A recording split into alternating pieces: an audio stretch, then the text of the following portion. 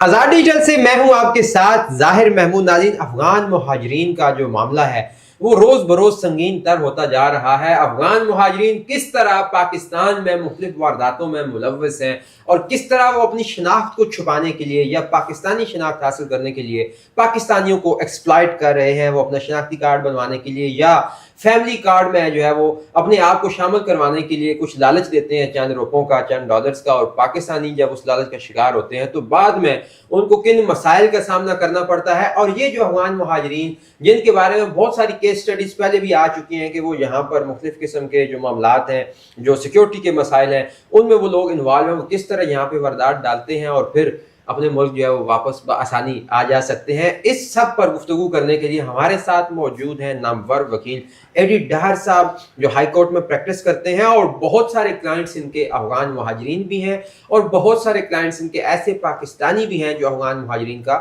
شکار ہو چکے ہیں۔ جناب ایڈی ڈار صاحب، thank you so very much for your time. Thank you very much. ذرا آج کے اس ٹاپک کو ہم شروع کریں ایکسپلور کرنا کہ کس طرح افغانی جو ہے وہ ایکسپلائٹ کر رہے ہیں پاکستانیوں کو اور خاص طور پہ پاکستان کو۔ ایک تو جتنی بھی آپ کی یہاں خاص طور پہ اسلام آباد کے اندر چوری اور ڈکیٹی کی وارداتیں ہوتی ہیں، اور بالخصوص ڈکیٹی ود مرڈر یا ڈکیٹی ود ریپ، جو بہت بڑے سیریس اوفینسز ہیں، ان کے جب تانے بانے ملائے جاتے ہیں تو سب سے زیادہ اس میں افغان مہاجرین کرمنل شامل ہوتے ہیں۔ لوکلز لوگ بہت کم شامل ہوتے ہیں۔ ہاں، وہ ان کو فیسیلیٹیٹ کرنے کے لیے تو ہو سکتے ہیں، لیکن جو پرنسپل اکیوزڈ ہیں وہ میکسیمم نمبرز میں افغان ریفیوجیز ہیں۔ اب لا انفورسمنٹ ایجنسیز کو مسئلہ یہ ہوتا ہے کہ نہ تو ان کا کوئی فنگر پرنٹ آپ کے پاس موجود ہے کہ وہ جا کے فرانزک کروائیں اور وہاں سے ایک ایکسپرٹ ایویڈنس کے ذریعے ان کو لوکیٹ کر لیں۔ یہاں سے وہ ڈکیٹی کریں گے، ڈکیٹی ود ریپ کریں گے، ڈکیٹی ود مرڈر کریں گے۔ جو چیزیں یہاں سے لوٹیں گے، یہ یہاں سے صبح کی بس پہ بیٹھیں گے اور طور خام سے اس کو پار کروا کے 2 دن بعد واپس آ جائیں گے اور اگلے دن پھر اس کا شکار کر لیں گے، نئی واردات کریں گے، نئی واردات کر لیں گے۔ روپیہ بھی 600 لگے گا، روپیہ بھی 600 لگے گا، یعنی اتنی زیادہ انویسٹمنٹ بھی نہیں کرنی پڑے گی۔ اس کے علاوہ آپ کے پاس جتنا سمگلنگ ہے، وہ سمگلنگ بزنس میں ہو کہ آپ کپڑا سمگل کر رہے ہیں، آپ الیکٹرانک سمگل کر رہے ہیں، آپ وہاں سے اسلحہ ویپن سمگل کر رہے ہیں، ان تمام کے پیچھے بھی جو میکسیمم ہاتھ ہوتا ہے وہ افغان ریفیوجیز کا ہی ہوتا ہے۔ یہاں سے لوکل لوگوں کی وہ تھوڑی سی مدد حاصل کر لیتے ہیں، ادروائز سارے کا سارا کام اور دھندا یہ جو ہے وہ ان کے ہی حکم اور ان کی یہ شیر بات سے چل رہا ہے یہاں پہ۔ اچھا، کہیں ایسا تو نہیں ہے کہ یہ کرائے پہ ہمیں سستے داموں مل جاتے؟ لائک مثال کے طور پہ مجھے اگر کسی کو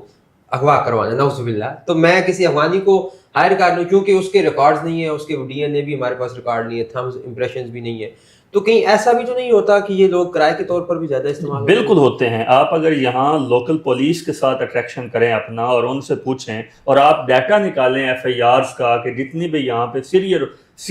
جو سیریس اوفینسز ہیں وہ ہوئے ہیں، ان میں آپ کو افغانستان کے جو ریفیوجیز ہیں ان کا ہی تعلق ملے گا۔ جو کرائے کے قاتل ہیں وہ بھی ملیں گے۔ یہاں ملٹیپل واقعات ایسے ہوئے، ایون ایک واقعہ ہمارے علم میں آیا کہ ایک بندہ جو ہے وہ یہاں اسلام آباد میں ایک ہوٹل میں آ کے رکا چند سال پہلے،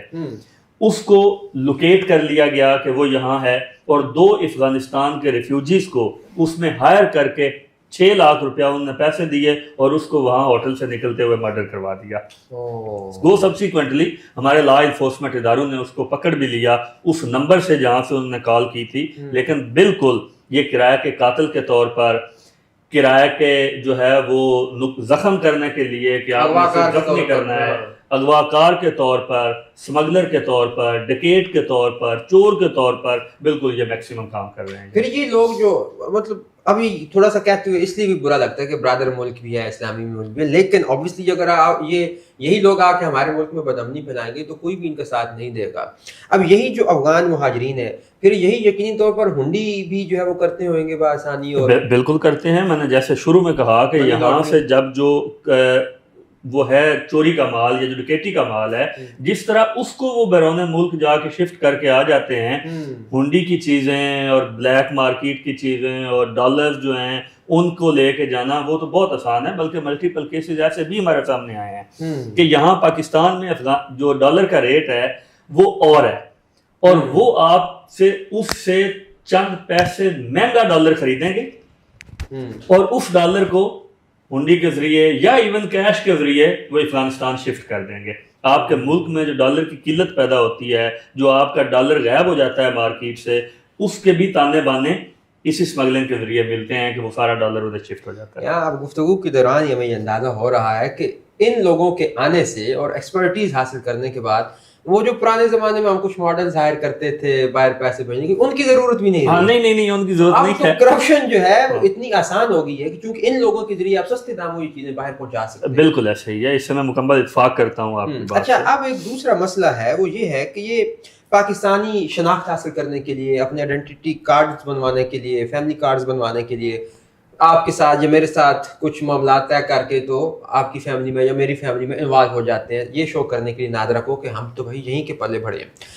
وکیل صاحب, آپ مجھے یہ بتائیے کہ اس سے کس طرح ہم کو, آپ کو, پاکستانیوں کو مسائل کا سامنا کرنا پڑ سکتا ہے اور کس طرح ان کو مشکلات کا جو ہے وہ سامنا کرنا پڑ سکتا ہے؟ ایک تو ان کو آپ دو کیٹیگریز میں تقسیم کر لیں. ایک کیٹیگری وہ ہے جو یہاں رہنا چاہتی ہے, جن کا مدعا ہے کہ ہم پاکستان میں آ گئے ہیں, اب ہم نے واپس نہیں جانا. اب وہ کوشش کریں گے کہ پاکستان کے لافل ڈاکومنٹس حاصل کریں, پاکستان کے سٹیزن شپ حاصل کریں اور یہاں پہ اپنے آپ کو سیٹل کر لیں. اچھا, وہ لوگ جرنل کرائم میں کم انوالو ہوں گے,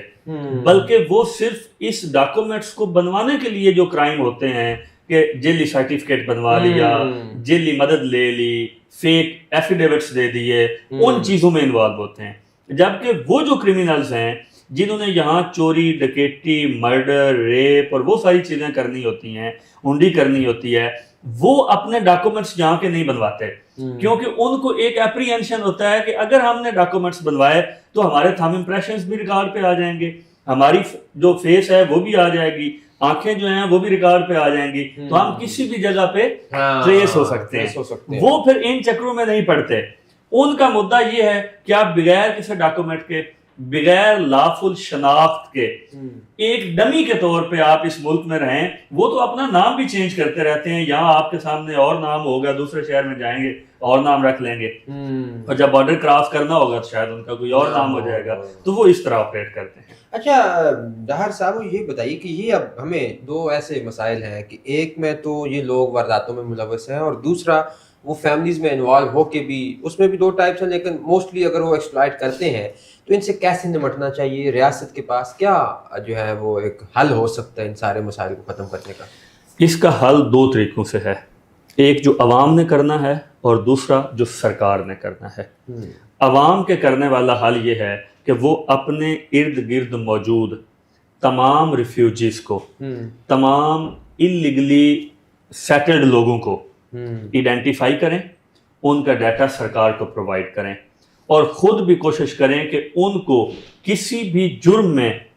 ان کی مدد نہ کریں. ان کی اگر کوئی مشکوک حرکت دیکھیں تو وہ بھی سرکار کو رپورٹ کریں.